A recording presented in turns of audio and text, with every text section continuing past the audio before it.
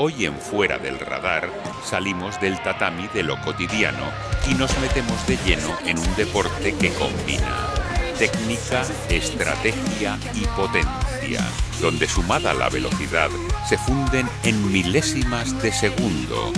Hoy hablamos de Taekwondo.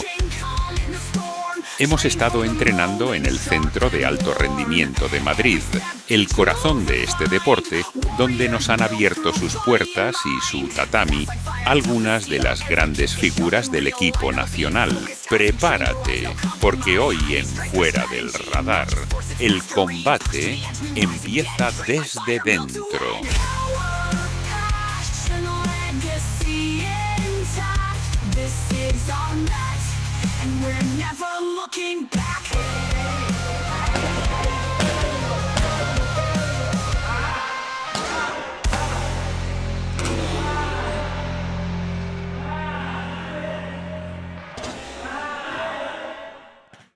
Cuando tenía 9 años me gustaba, me sentía buena, ¿no? que sientes que algo se te da bien, y 2, me gustaba esa sensación de descargar adrenalina, de estar en conflicto con una persona, y eso me gustaba mucho.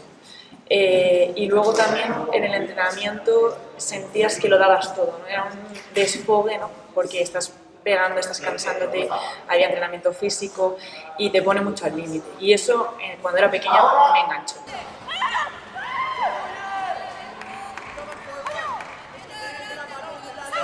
Yo tenía un sueño desde pequeña y se me metió en la cabeza que yo quería ir a los Juegos Olímpicos y lo idolatraba y lo admiraba, ¿no? Admiraba que hubiese gente que estaba en los Juegos Olímpicos, que eran los mejores y que se esforzaban y lo daban todo, ¿no? Y la gente admiraba eso. Entonces a mí eso me movió para desear y para luchar. Y luego ya en el proceso de entrenamiento, en el proceso de evolución en mi carrera deportiva, ya ese sueño pues lo haces tuyo y lo haces un objetivo real y lo vas construyendo con el tiempo y haciéndolo cada vez más palpable.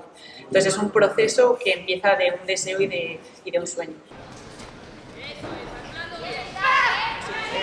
El clasificatorio para Tokio. El clasificatorio que perdí y que tampoco me gustó. O sea, no es solamente perder, ¿no? Sino cómo pierdes y ese rendimiento no me gusta.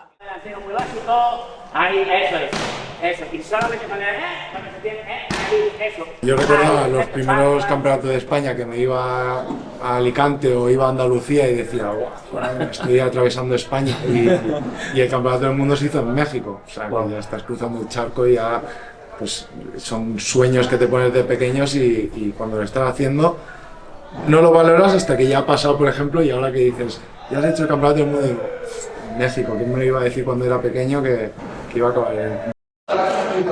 Pues en los últimos Grand Prix del año previo a las Olimpiadas, que fue China, Manchester y otro que no me acuerdo dónde fue, que llegué a cuartos en los 3 y me sentí muy bien, o sea, me sentí a más alto nivel y que había mucha igualdad entre todas y era la que en ese día tuviese entre suerte y estuviese excepcional.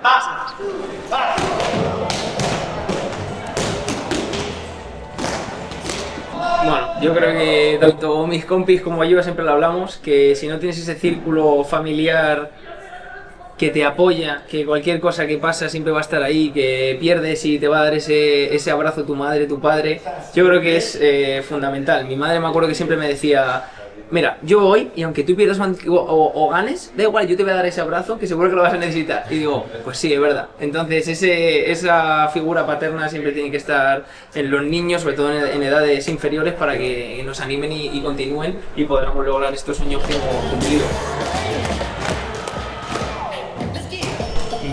Que vuestro entrenador planifica todo el año y vosotros vais a la orden de lo que planifica. ¿Os consideráis soldados de un ejército cuyo general es vuestro entrenador? Sí, mi amo. No. Bueno, a ver, obviamente él es el que manda, claro, y él es el que dice, oye, vamos a ir a este porque es que es muy buena opción, o nos viene muy bien, pero luego, por ejemplo, está el consenso que nos dice y coge cada deportista, sabemos cómo es, oye, Adrián, este campeonato que bueno, a mí es que este no me viene bien porque estoy así, entonces llegamos a un acuerdo común, más o menos, entonces nos da esa confianza. También depende del deportista, nosotros somos ya veteranos, entonces nos vamos conociendo, sabemos que nos viene bien, que nos viene mal. Que os gustaría comer porque estaríais dispuestos donde tuvierais que hacer 3 horas de entrenamiento luego. Buah, yo tengo dieta flexible, o sea, con lo que entrenamos aquí nos podemos permitir todo, la verdad. O sea, nos vamos a nuestro tercer entrenamiento, es el mío del día. Ya en mi tercer entrenamiento, a saber las calorías que estoy quemado, estoy reventado, o sea que me puedo comer una hamburguesa tranquilamente. Ah, vale. O sea, depende también de la semana en la que estemos. Sí. Somos hamburgueseros. Sí. Ha confesado y ha dicho que los guisantes con jamón y huevos fritos. No. Eso Cecilia, ¿no? Sí. Pero eso entra también, ¿eh? Sí, no. Ah, vale. Sí, no, pero es que nos ha confesado. Entonces, no tiene flipas.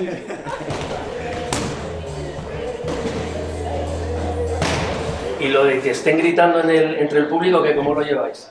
Porque yo lo llevaba fatal, por cierto. Puedo decir, en mi caso lo llevaba fatal. Eso sí que cada persona es como un mundo diferente. Yo, por ejemplo, cuando compito pongo como una insonorización y no escucho, solo escucho al entrenador y poco más, no me fijo mucho en... Por eso llega el campeón del mundo. No, pero es verdad de lo que hemos hablado, es verdad que en edades mucho más pequeñas a mí sí me impresionaba muchísimo porque es un conjunto de sonidos, olores, gente a la que no ves nunca, que de repente ese día la ves y te pone en tensión, ¿sabes? Entonces es verdad que al final se nota mucho en edades muy más pequeñas, cuando no están acostumbrados, que es como la selva, ¿sabes?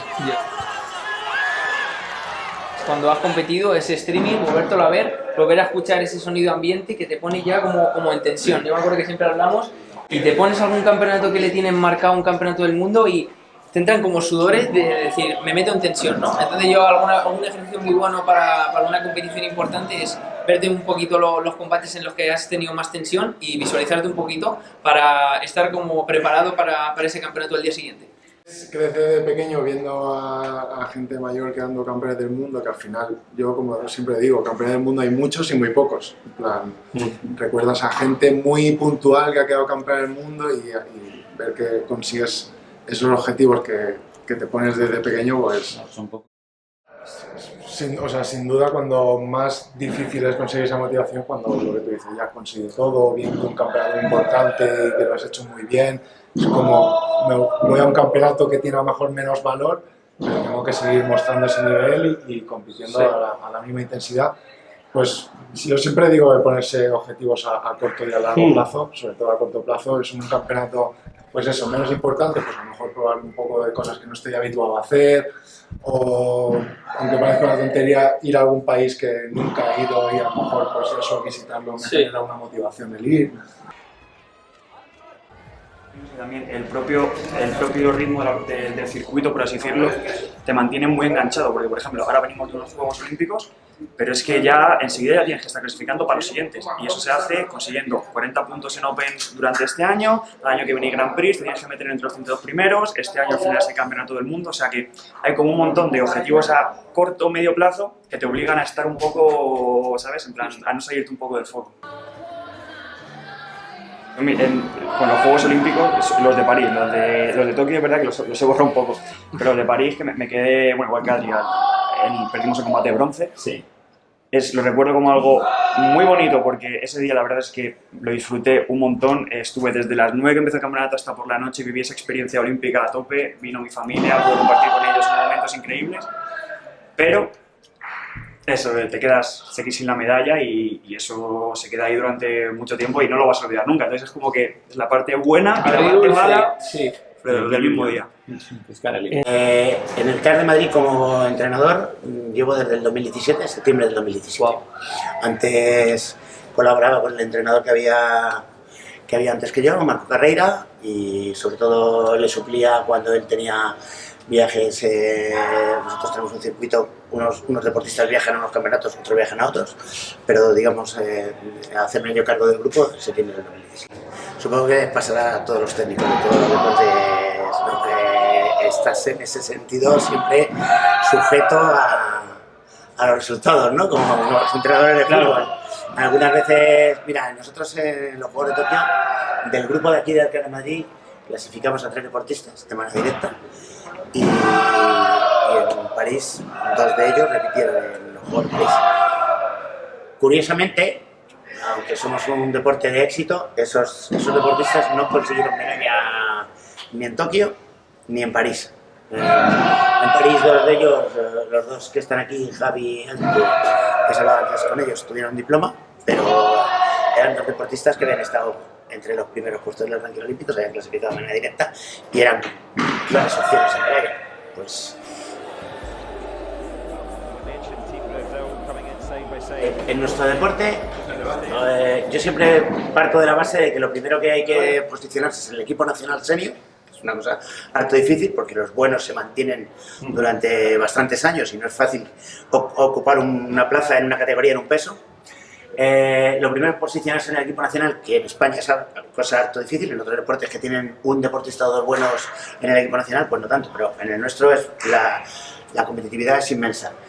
Después, digamos, el europeo y el mundial deben ser nuestras primeras metas, como cuando no existían los Juegos Olímpicos, Sí. cuando no éramos olímpicos, porque eso te va a dar la posibilidad, pero la realidad es que nosotros que vivimos aquí cerca del Consejo, el Consejo solo vive para los Juegos, como no puede ser de otra manera, porque es lo que traslada al gran público, o sea, medallistas mundiales, medallistas europeos, quedan solamente para el ámbito de los que conocen el taekwondo, si saben quién es Andoni Cintado, si saben quién es Cecilia Castro, si saben quién es Adriana Cerezo, por supuesto. Pero veis, la diferencia es que cuando alguien se hace mediático por unos Juegos Olímpicos, por supuesto, cosa de la que estamos todos orgullosísimos y encantadísimos, como Adriana, pues trasciende. Ya mucha gente no sabrá casi qué deporte hace, pero Adriana Cerezo es una deportista olímpica, y en cambio un deportista que no haya obtenido una medalla en unos Juegos y sí en un mundial, en un europeo, queda para el ámbito de ese deporte. Entonces tenemos un circuito que se llama el circuito Grand Prix, en el que no puede uno, digamos, ir solamente por ocupar una plaza en el país, sino que solo van los 32 mejores, y el Gran Prix final que solo van los 16 mejores. Pero los 16 mejores por ranking olímpico, que en realidad es más exclusivo que los Juegos Olímpicos, aunque no tenga esa trascendencia, porque en los Juegos Olímpicos los clasificados, no quiero yo desmerecer a nadie que esté en los Juegos Olímpicos, además algunos le faltaría, pero en los Juegos Olímpicos los 5 primeros del ranking olímpico se clasifican de manera directa, pero luego las plazas que quedan para preolímpico, pues alguna vez se clasifica con todo merecimiento. Un señor que está al 120 que... Sí, porque además depende no claro, solo simplemente son las plazas por continente, eso es. Entonces, pero ¿y entonces cómo se organiza el ranking? Hay una catalogación que es G1, que son el oro 10 puntos, y a partir de ahí se va bajando, ¿no? Esos son los Opens que llamamos, y los Opens G1 y los Opens G2. Esos, tú puedes conseguir en esos Opens un máximo de 40 puntos a lo largo del año. Todo, eso lo pueden conseguir todos los deportistas, dependiendo de los Opens a los que vayan. Luego los continentales, que es un G4. Luego los juegos, como le hace Juegos Europeos, Juegos Panamericanos, que es otro G4. Luego los mundiales. Y luego el circuito de Grand Prix, que es donde van, lo que te digo, lo clasifico por aquí. Y todo eso va sumando, y hasta que no pasa un año que se descuenta una serie de puntos desde que lo conseguiste, pues mantienes durante todo el año esos puntos. Y así se va estableciendo tanto el ranking de salida, el número de los cabezas de serie se establece referido al ranking mundial y al ranking mundial. El uso que vosotros le hacéis de todos esos torneos intermedios, ¿los aprovechas como hitos para que mantengan la motivación? Claro, para sumar puntos en el ranking, que te es vital, para estar, primero para salir bien rankeado en los eventos importantes, porque claro, no es lo mismo salir de entrada con los números 1, como si eres tú uno de ellos, Claro. que con los de abajo, ¿no? Y segundo, para mantener también, ir corrigiendo también el trabajo que hacemos a diario en sala. Cuando notas que a lo mejor tus deportistas han flojeado en una distancia en concreto, en distancia corta, en distancia larga, o en trabajo defensivo, en tal, pues va variando el trabajo a lo largo del año con la intención de llegar a los eventos más importantes de la mejor manera posible. Pero aún así, la verdad es que tenemos como 10, 12 campeonatos al año. Esta gente que se mueve en este nivel, 10, 12 campeonatos a lo largo del año. Entonces, eso eso te requiere estar los 10 o 12 campeonatos también a un cierto nivel. ¿Te da tiempo a tener vida personal con todo lo que nos estás contando? Ya te pasa. Bueno, no, no mucha. La verdad es que, mira, muchas veces los compañeros del módulo, los conserjes, incluso como te ven viajar, creo que hemos estado los últimos 4 o 5 finales de semana, he estado fuera en campeonatos y siempre te dicen, tú no tienes hijos, ¿verdad? Digo, no, es una decisión personal que tuve hace muchos años de dedicarme a este tipo de cosas y obviamente está bastante contraindicado con una vida familiar. Es complicado. Llamemos normales. Pero bueno, también hay algunos que lo hacen, que sí. No diga yo que obviamente cuando llevas tantos años dedicado a esto, gran parte de las cosas están enfocadas a tu deporte, ¿no? Las otras cosas ya te las manejas. Como siempre, yo estoy trabajando ya con vistas a Los Ángeles, clasificar el mayor número de deportistas como hemos hecho hasta ahora y sobre todo pues que consigan los resultados que se Pero merecen. te cuento que ellos nos dicen que tú no piensas en eso. Claro, sí, no, es verdad. Yo siempre, incluso a ellos les digo eso. Yo sí que a lo mejor tengo que pensar en Los Ángeles, pero ellos se deben de centrar en el campeonato prácticamente del día siguiente y en metas más cercanas en el tiempo y además más asequibles, entre comillas, porque a lo mejor los chicos van a llegar muy pocos. Es así, inevitable. Afortunada o desafortunadamente, así va a ser. Hay que hablar de eso a vuestra audiencia, decirles que obviamente todos aquí, yo creo que estamos porque queremos, que es un placer estar aquí y trabajar y dedicarte a lo que empezaste haciendo un día cuando eras un niño, seguramente la mayoría, pensando que era un deporte y tal, y que al final se ha convertido En una pasión de vida. Desde el CAR en Madrid hemos sentido la energía de quienes no se rinden, de quienes se preparan para representar a todo un país. Esto fue Fuera del Radar, donde el deporte se vive desde dentro. Nos vemos en el próximo combate.